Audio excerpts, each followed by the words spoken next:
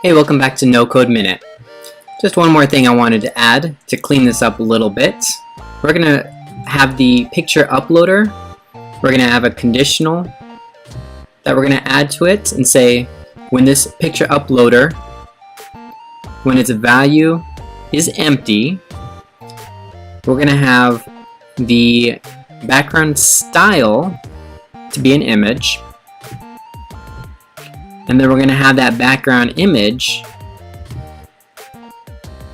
to be a nice shopping cart. So it's just something I downloaded from stockio.com. So we're going to add that, and you can see what it looks like by saying on right here.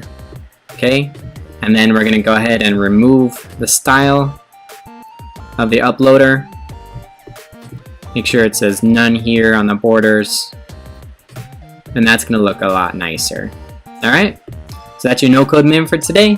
Almost done. See you tomorrow.